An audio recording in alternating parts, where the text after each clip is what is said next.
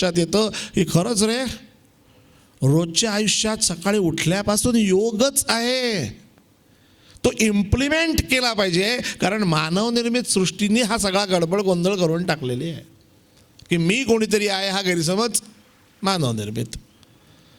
एकाने मला फार छान असं गमतीत म्हणजे विचारलं होतं, आमच्या गडावर नेहमी चर्चा होते. त्याने म्हटलं की आसक्ती सोडायची म्हणजे काय, निस्पृह व्हायचं म्हणजे काय आहे.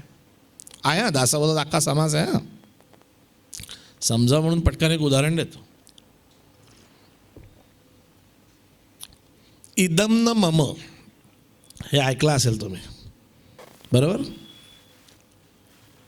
खरं इदम न ममचं बघायचं असेल म्हणजे हे माझं नाही असं जर बघायचं असेल तर बँकेत जा आणि कॅशियरकडे बघा. दिवसभर लाखो रुपये मोजतो पण काय म्हणतो, इदम न मम. हे उदाहरण म्हणून दिलंय बरं का. हे काही कॅशियर असतील तर लगेच अरे वा मला तर महावाक्य कळलं, तर असं नाही. हे उदाहरण का दिलं की त्याला कन्फर्म माहिती आहे ना या नोटा मोजण्याचे मला मंथेंडला पैसे मिळणार आहेत, पण या नोटा माझ्या नाही आहेत. हे फुटकळ उदाहरण जरी असलं तरी हे डोक्यात शिरायला बरं पडतं हो की एक्झॅक्ट इदम न मम म्हणजे काय, हे की त्यात असून कशात नसणं. दिवसभर नोटांमध्ये असतो ना, मग एखाद्या स्वतःला तो कुबेर समजायला पाहिजे, पण त्याला कन्फर्म माहिती असतं ती एकही नोट माझी नाही आहे. म्हणजे सगळ्यात असून कशात नाही असा जो राम घडवला, तो ज्या ग्रंथानं घडला त्या ग्रंथाचं नाव योग वासिष्ठ. अंतस्त्यागी बहिस्संगी लोकविहर राघवा. काय सुंदर ग्रंथ आहे तो. आणि म्हणून मगाशी मी ग्रंथ आणि पुस्तकातला फरक सांगितला. मनाच्या श्लोकांची व्याप्ती म्हणून सांगितली की हा योग शिकताना सत्संग म्हणजे काय, आत्ता जे आपण आलो हा एक सत्संगाचाच भाग आहे. तुम्ही जी प्रार्थना म्हणलीत ती पण सत्संगाचाच भाग आहे. इथे ओंकाराची पूजन केलीत सत्संगाचाच भाग आहे. पण मग हा 24 तास आहे का आपल्याबरोबर, 24/7 आहोत का आपण सत्संग. मग हा सत्संग म्हणजे आपल्यातल्या सत बाजूचा संग.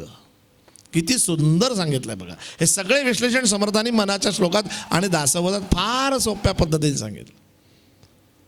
आपल्याला प्रश्न पडतो की सत्संग करायचा म्हणजे कसं करायचं, योगशास्त्राचं महत्त्व किती आहे. धनाशी पुढची स्लाईडला बघा. जगजीवन निरूपण नाम दशक 17 समास 7.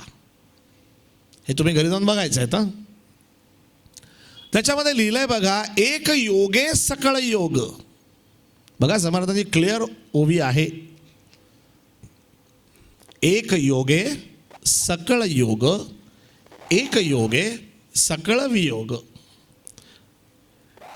ज्या काही गोष्टी घडतात सकळ तो एक योगायोग असतो, तुम्ही त्यात काही केलेलं नसतं, हा एक भाग. आणि जशा गोष्टी आल्या तशा काही गोष्टी तुमच्यापासून निघून गेल्या, त्याचा वियोग झाला, हाही एक योग आहे, त्यातही तुम्ही काहीच केलेलं नाही. पण एक गोष्ट तुमच्या हातात करण्यासारखी जी समर्थ सांगतात सत्संगाची, ती खालच्या याच्यात आहे, विवेक योगे. योगाला विवेकाची जोड द्या, ती सत्संगाची बाजू आहे. बघा आता श्रवण स्वार्थ.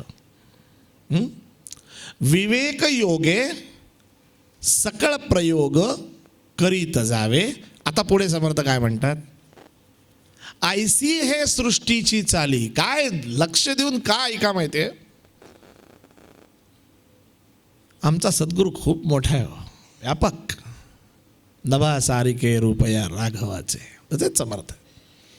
इतके ॲप्ट कसं उदाहरण दिलंय बघा की बाबा रे आयसी हे सृष्टीची चाली. मग अशी पाहिजे ईश्वर निर्मित सृष्टी आणि एक मानव निर्मित सृष्टी.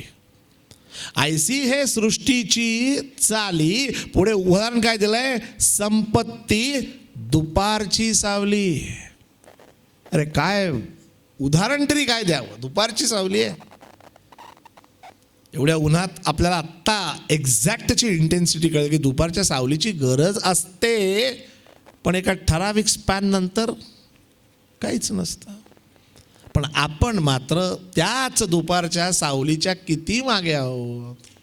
जिचा काहीच उपयोग नाही एका ठराविक नंतर. काय म्हणतात, ऐसी हे सृष्टीची चाली, संपत्ती दुपारची सावली, पण तीच मिळवण्यात मिळवण्यात वयसा निघून गेली हळूहळू. आणि मग वन फाईन मॉर्निंग, ती फाईन कशी असेल, 70व्या वर्षी पश्चात्ताप होऊन काहीच उपयोग नाही हो, वयसा निघून गेली. म्हणून प्रभू रामचंद्राला वसिष्ठ ऋषींनी वयाच्या 15व्या वर्षी योग शिकवलाय. कुठल्या वयात काय शिकायचं त्याचं काय कॅल्क्युलेशन आहे लक्षात घ्या. अभ्यास करताना सर्वसमावेशक असावा. समर्थ 14व्या वर्षी वाल्मिकी रामायण लिहितायत, 14व्या वर्षी आपण 7वीत किंवा 8वीत असतो. आणि समर्थांचा समर्थ प्रभू राम वयाच्या 15व्या वर्षी योगशास्त्र संपन्न झालाय. बघा, वयसा निघून गेले. पुढे समर्थ पुढे काय म्हणतात, देह जैसे केले तैसे होते. बघा, जे तुमच्या देहानं केलं तेच होणार ना. देह जैसे केले तैसे होते, पण यत्न केल्या कार्य साधते. तुमच्या हातात आहे, प्रयत्न तुमच्या हातात आहे. या विचारांचा संग तरी मग कष्टावे ते काय निमित्ते. सज्जनो, याला सत्संग म्हणतात हो, की तुझ्या हातात जे आहे ते तू करू शकतोस ना. हा चांगला विचार, या विचाराचा संग, दॅट इज सत्संग.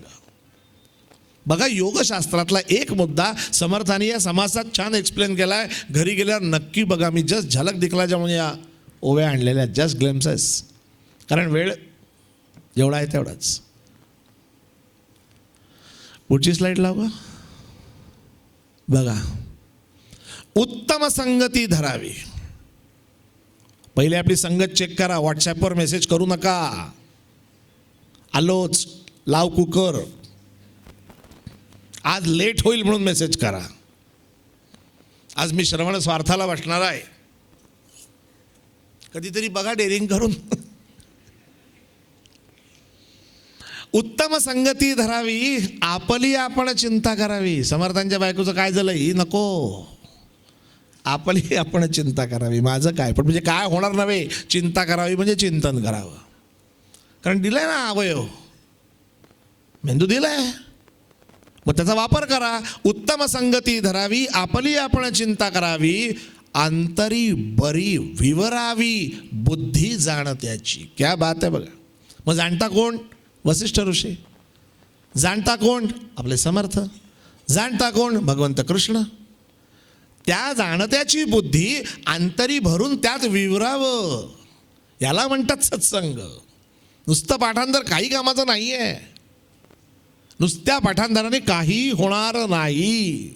समर्थ काय म्हणतायत, साक्षपी म्हणजे प्रयत्न करणारा. पुढची ओवी, साक्षपी शहाण्याची संगती.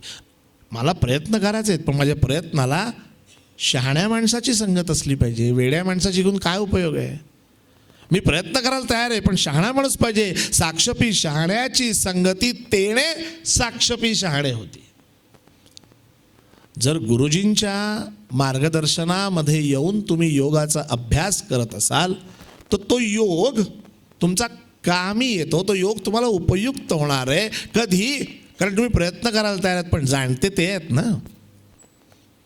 मग पुढे काय म्हणतात, पण जो आळशीच आहे तो सोयीस्कर मूर्खांची संगत पकडतो. कारण तो आळशी असतो, मग तो आळशी मूर्खच ठरतो. बघा किती छान मराठी आहे. एवढं मराठी नक्कीच कळतं की नाही हो. उगाच नाही समर्थाने तो अख्खा ग्रंथ मराठीत लिहिला. तो अख्खा ग्रंथ म्हणजे त्यातलं परफेक्ट जे पाहिजे ते. पुढे काय म्हणतात, उत्तम संगतीचे फळ सुख. आता सुखाची व्याख्या बघ काय. उत्तम संगतीमुळे जे तुम्हाला फळ मिळालेलं आहे त्याला सुख म्हणायचंय. उत्तम संगतीचे फळ सुख, अधम संगतीचे फळ दुःख. आनंद सांडूनिया शोक कैसा घ्यावा. खरा आनंद जर त्यात आहे तर नुकट विकतची दुःख विकत का घेताय. बघा, एक सत्संग मुद्दा अख्खा समाज आहे हा दासवतात. पुढची स्लाईड लावा. हां, आता मागे ये, परत ये मागे, ये मागे, अजून मागे. हां, पुढचा मुद्दा वासना त्याग. किती सोपं आहे ना, वासना त्याग. ऐकला मस्त, सोपं आहे. हां, वासना त्याग घडला पाहिजे. वासना म्हटल्यानंतर काही माणसं लगेच ती गोष्ट सेक्सकडे नेतात. तीही आहेच, पण तेवढीच नाही. वासना म्हणजे इच्छा. वासनेचा त्याग करावा म्हणणं खूप सोपं आहे.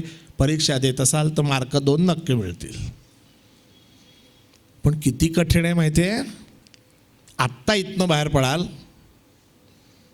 घरी जाताय, आता 1.5 तास माझं ऐकलंय, कुठेतरी भूक लागलेली आहे आणि यावा ना वाटेत कांदा भजीचा स्टॉल. आणू का पार्सल? आणू लगेच? सोपी गोष्ट नाही हो वासना त्याग करणं. खरंच सोपी गोष्ट नाही आहे. बरं, आता कळलं की या रस्त्याने गेल्यावर भजीचा स्टॉल लागतो, कळलं. आता दुसऱ्या दिवशी तुम्ही ही गल्ली बदलू शकता की नाही? की नाही बाबा, या गल्लीत भजीचा स्टॉल लागतो, आपण गल्लीच बदलावी. हा वासना त्याग आहे. तर दुसऱ्या दिवशी पावभाजी लागावी वाटेत की मेलं बाई, परत आहेच. हे सृष्टीत असंच चालत राहणार आहे आणि त्याच्यातनंच मार्गक्रमण करायचं आहे. हे वसिष्ठ ऋषी सांगतात. ऐशी सृष्टीची चाली, हे समर्थ सांगतायत. त्याच्यातच तुला सत्संग करायचा आहे, त्याच्यातच वासना त्याग करायचा आहे. आणि तिसरा मुद्दा आहे अध्यात्मशास्त्र विचारणम. त्यातलं अध्यात्म, त्यातलं शास्त्र, त्याच्यावर विचार करायचा आहे. आणि कशी संगत चुकीची का सांगू माहिती आहे तुम्हाला. तुम्ही समजा ठरवलं की नाही, या गल्लीतनं गेल्यावर पावभाजीचा स्टॉल लागतो, ही गल्ली बंद. त्या गल्लीतनं गेलो कांदा भजीचा स्टॉल लागतो, ती गल्ली बंद, कारण मला वासना त्याग करायचा आहे. पुढच्या गल्लीत एक मित्र भेटावा. अरे एक जन्म आहे, घे खाऊन, कुठे नादी लागतो त्या लिमयांच्या. आपण फसतो तिथे. खरंच की काय हरकत आहे, 2 प्लेट खाल्ल्याने काय फरक पडणार आहे, झालं. म्हणून म्हणलं योग सोपी गोष्ट नाही आहे हो. उगाच नाही समर्थ 12 वर्ष टाकळीला जाऊन तपश्चर्या करत होते. या गोष्टी नजरेसच पडू नये यासाठी ते तप करत होते. आपल्याला सुद्धा हे पॉसिबल आहे, पण ते करण्यासाठी अध्यात्मशास्त्राचा विचार केला पाहिजे. आणि विचार करायचा म्हणजे काय झालं, परत वाचन आलं, परत चांगलं श्रवण आलं. आता बघा पुढे काय आहे, प्राणस्पंद निरोध. मी पटपट का घेतो, कारण मला पुढे फार महत्त्वाचा मुद्दा सांगायचा आणि मला वेळ 9 पर्यंतच दिली आहे. प्राणस्पंद निरोध हे तुम्ही ऐकलं असेल, कारण तुम्ही ते करत आहात. काय श्वास चालवण्याची प्रक्रिया आहे.